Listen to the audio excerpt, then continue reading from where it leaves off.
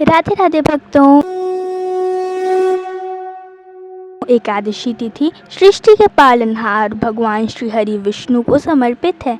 शास्त्रों में वैशाख माह के कृष्ण पक्ष की एकादशी को वरुथनी एकादशी के नाम से जाना जाता है। वैशाख माह और एकादशी तिथि दोनों ही भगवान विष्णु को अत्यंत प्रिय है, इसलिए भी इस एकादशी का और भी महत्व बढ़ जाता है। इस बार यह पुण्यदायी एकादशी 4 मई को है। इस दिन साधक जीवन में सुख और शांति के लिए भगवान विष्णु के संग माँ लक्ष्मी की पूजा करते हैं और व्रत भी रखते हैं। मान्यता है कि एकादशी के दिन ऐसा करने से भक्तों की सभी मनोकामनाएं पूरी होती हैं। वरुथनी एकादशी व्रत का महत्व। पद्म पुराण के अनुसार वरुथनी एकादशी का व्रत करने से मनुष्य सब पापों से मुक्त होकर विष्णु लोक में प्रतिष्ठित होता है। मान्यता है कि जितना पुण्य कन्यादान और अनेक वर्षों के तप करने से मिलता है, उतना ही पुण्य वरुथनी एकादशी का व्रत करने से मिलता है। मनुष्य वरुथनी एकादशी का व्रत करके साधक विद्यादान का फल भी प्राप्त करता है। यह एकादशी सौभाग्य देने वाली है, सब पापों को नष्ट करने वाली तथा अंत में मोक्ष देने वाली है एवं दरिद्रता को नाश करने वाली और कष्टों से मुक्ति दिलाने वाली भी मानी गई है।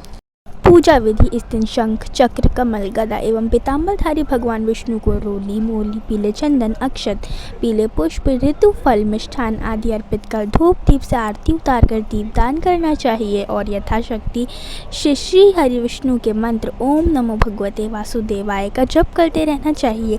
इस दिन भगवान विष्णु के सहस्त्र नाम का पाठ करना बहुत फलदायी है। भक्तों को परनिंदा, छल कपट, लालच, द्वेष की भावनाओं से दूर रहकर श्री नारायण को ध्यान में रखते हुए भक्ति भाव से उनका भजन करना चाहिए। द्वादशी के दिन ब्राह्मणों को भोजन करवाने के बाद स्वयं भोजन करें।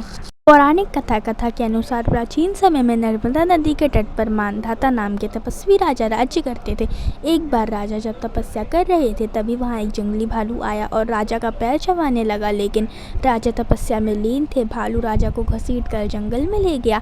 भालू को देख राजा बहुत डर गया। इस दौरान उन्होंने भगवान विष्णु से जीवन की रक्षा करने के लिए प्रार्थना की।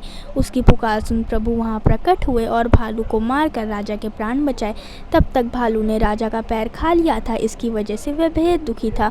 राजा को इस परिस्थिति में देख भगवान विष्णु ने उसको एक उपाय बताया। प्रभु ने राजा को वरुथनी एकादशी करने के लिए कहा। राजा ने प्रभु की बात मानकर वरुथनी एकादशी व्रत किया और उसने वराह अवतार मूर्ति की पूजा की। इसके बाद इस व्रत के प्रभाव से राजा फिर से सुंदर शरीर वाला हो गया। मृत्यु के पश्चात राजा को भगवान विष्णु के धाम की प्राप्ति हुई। भूमि से तिल दान, तिल से स्वर्ण दान और स्वर्ण से अन्नदान श्रेष्ठ है। अन्न से कन्यादान, कन्यादान से वरुथनी एकादशी का व्रत श्रेष्ठ है। जो फल कुरुक्षेत्र में सूर्य ग्रहण के समय स्वर्णदान से मिलता है, वह वरुथनी एकादशी के व्रत से होता है। प्लीज़ इस वीडियो को लाइक करें, मेरे चैनल को सब्सक्राइब करें और इस कथा को ज़्यादा से ज़्यादा लोगों के साथ शेयर करें। राधे राधे, हरि बोल।